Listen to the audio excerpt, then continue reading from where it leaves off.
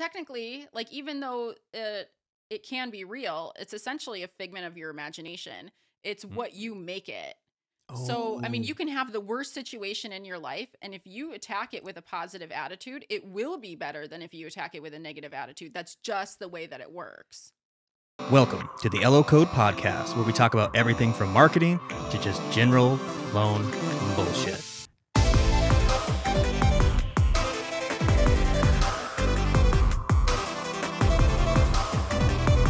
So, in this episode, we are going to be discussing how to use fear as fuel. Yep. So, in a market like we have today, It's scary. it's scary. It's scary for a lot of people. Yeah. Some people are still crushing it, Mm-hmm. not as much as they were last year or the year before, but they're Yeah. still crushing it. So there is a lot of opportunity out there, but there's still a lot of fear just because of the unknown, the rising rates. You know, it is tougher to get people into a home, inventory. There's a lot of things. I know that fear has definitely, even not just in the market, but fear in everything that's gone on has definitely, it's in my face all the time. It's something that I have to constantly work on. Should I share how I feel fear impacts me? I was going to ask you that. So yeah. So here's how I think fear impacts me is when it hits me, I take it really hard and fast and I freak the fuck out. No. Yeah, like I go over the top and I'm like Usually a bender in there. But that's my personality. Like I just got to get it out. You're like, an overreactor yeah, for sure. I just have to overreact, get it out. Yeah. Like just let the fear out. And then, I mean, it could be 5 minutes, 10 minutes, a day. It can creep in and creep out. Like it just depends on what it is. I feel like there's a lot of creeping in and out lately for both of us, just because I know your patterns. But what it does then is once I come to my senses, I go, oh shit. Let's go. Let's fucking go. Like then it turns into, instead of like panic, it turns into motivation. Like I don't have an option now. Mm-hmm. And it almost could be a better thing because I might be fearful about things that don't even matter, that aren't even a problem, but in my head they are, so they motivate me. Yeah, well, I think a lot of fear, like lately, is surrounded by self-doubt in one way or another. Self-doubt, doubt in the future, but even then, it's still your actions that are going to dictate what happens in the future. I think it's hard to get past that sometimes. It can be. It definitely can be. But what's the alternative? So you don't take action. And where are you? Yeah, where are you later? A year from now, you're even worse because you just sat there freaking out for no reason. Yeah, because in mortgage, you're only as good as your last 3 to 6 months of prospecting. 100%. That's it. Like, Yeah. and for some people, it might be the last 10, 15 years of like, how have you ran your business? Like the people that have ran their business like a true business are crushing it right now. Mm-hmm. The people that didn't are struggling. Yeah. And so what I think is the key in this market is to find, and this could probably go back if you have not watched the last episode, those are the action items to start. Yes. So go back to listen to that one right after this one. Episode number 2. Episode number 2 is picking action items to get to your goal. Yep. And something I'm working on is, instead of measuring success on results, measuring success on my action. I like that. Because action will give you results in 1 month, 2 months, a year, 5 years.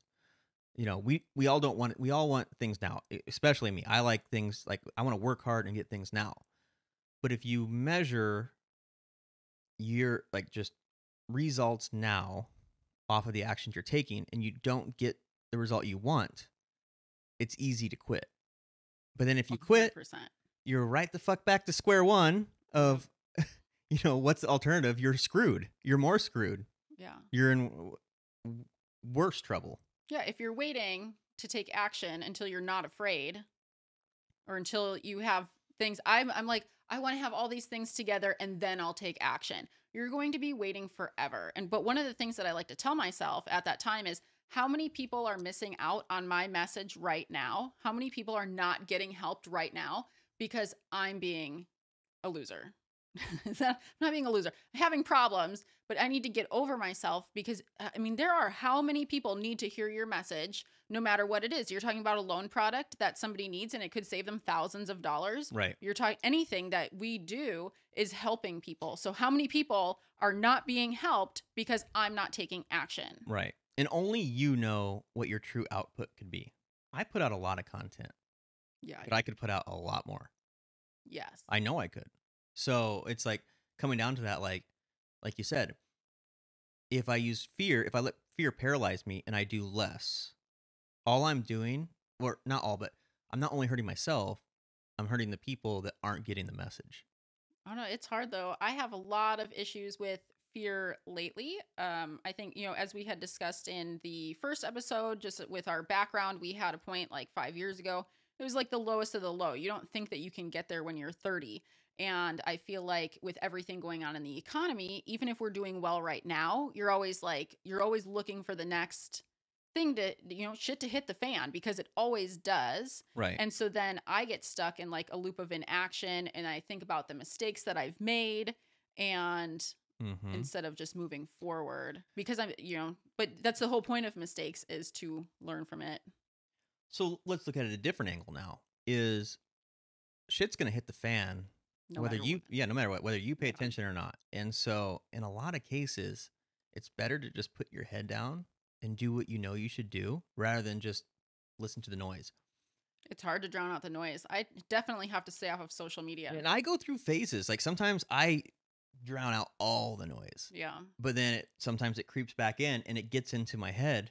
Fear kicks in. You go through that whole pattern again. You freak out and then back to work. Whereas if I would have just kept my head down and not really paid attention to like those things, like, okay, let's say worst case scenario, economy completely crashes, right? There's still going to be people buying homes. Oh yeah. So at that point, you need to decide, do you still want to do this game or not? And if you do, you need to go all in now and be one of the front runners in your area because everybody else is going to quit. And if you're still 100%. standing, you're winning. I think you have to have purpose. You have to look for the growth even in, right now people aren't doing as well. Most people aren't doing as well as they were last year or the year before. But you have to just take that time to figure out what direction you want to go in. We have to pivot the way that we market and do everything else, and you have to find a reason to grow. Well, let's spin it again. This could be one of the greatest opportunities in mortgage in the past 50 years. Because if everybody's exiting and you stay, Yeah. you will be one of All the the front people that, runners. yeah, the people that can't produce and that'll be out, you're going to get their business. You're going to get their business. The pie might be smaller, but if you can have a bigger piece of a small pie, so there's so many ways that you can look at what's going on, and it's up to you to decide how you're going to frame it. It's reframing your thinking. Life is all about paradigms. Whatever paradigm you live in, you're either living in surplus, abundance, or fear and lack, happy or sad, and you get to decide that paradigm that you live in. It's your brain. It's just hard. That's a hard thing to do. Every morning, wake up though, and gotta start out the day going, I'm choosing to move forward. And it can be especially hard if you're on the brink of losing it all. Yes. And some people out there listening to this are, and we've been there. Yes. Before we got into mortgage, we were there. And we know really what had that feels nothing like. to lose at that point. But even if you do, like, not taking action isn't going to get you there. You just have to take more action and just know that it's not going to be forever. Yeah. It might only be for a short period of time. It might be for a somewhat extended period of time. But knowing that it's not forever, that's what can keep you going. Yes. Think about people that get really sick. The ones that believe that this is just something that's going to pass usually pull through. Yeah. And the ones that think like this is my life forever, their brain and their body shut off and they die. Yeah. So it really is a decision. It is. Mm-hmm. It's a hard one, Mm-hmm. but it is one. And it just takes practice every day. Yep. And we're human. We're going to make mistakes and we might pivot and go back into fear mode, but then it's up to you I think to that's pivot another back. thing is, yeah, I'm a really bad, like when I get stressed out, I definitely revert back to old habits, bad patterns. But then the next day, I at least start my day out trying not to. I know for me personally, what it is if I get real stressed out, I want to go on a mini bender. Love I want to drink a bunch of Yes. booze, Let's go to eat a bunch of lunch, bad food. cocktails. But it now that I'm getting older, it's a compounding effect because the more you do it, the more you want to do it, and Yeah. then your performance starts to dwindle because your body's in turmoil, and then you end up getting sick more. You end up getting brain fog, and like at this point in my life, it's just not worth it. No. It's not worth it. But we have to keep reminding ourselves of We that do all the time. because it goes back, and you remember when you were younger, like if people out there have a similar coping mechanism, which I'm Yeah. sure some do, Yeah. is that's what we did. Is Yeah. when we were having a bad week or whatever, it's like, hey, let's go grab the biggest pizza we can find, a bottle of Captain Morgan, and a 6-pack of Coke, Yes. Oh and my some gosh. chocolate. Oh, And that was now I comfort. want that. It's still comfort. And It still is. I don't even drink that shit anymore, but it's still like the thought of it is still like so but now comforting. that you're older, you know how detrimental that one thing can be, unless it's on a rare occasion where you're like, Oh, even then, that'll take me 3 days to recover from. yeah.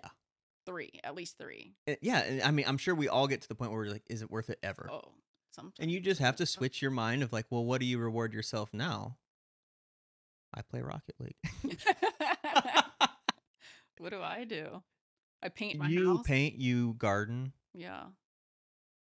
Yeah. That's what you do, Maybe like for as once, a if I get relax. really pissed off during the day, I'll just go for a walk.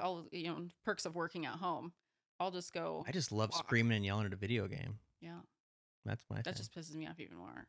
That's my like reward, relax, whatever. So yeah. Anything else to add? I don't know. Just fuck fear. Let Yeah. it go. Let it go. Because that's all that it is.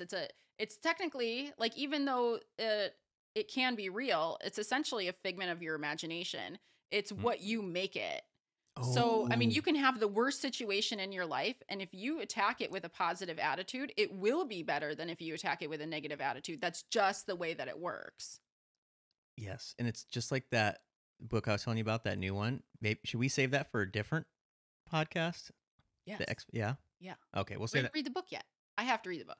I didn't get to read it. It piggybacks on this idea, but has more examples and things. So we'll Oh yeah, because I want to start doing book reviews. I read a lot of business books. I make him listen to the Audible ones because he won't actually read a book. I usually Um, use I think it's Blinkist, and then I can get a summary in 20 minutes. It's the Cliff Notes of books.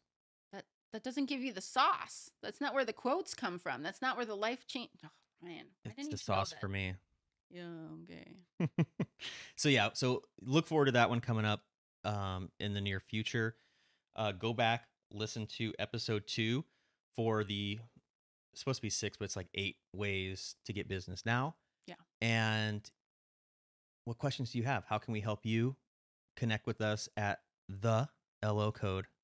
Did I say it right? You got it. The The THE not LO the. CODE.com, thelocode.com.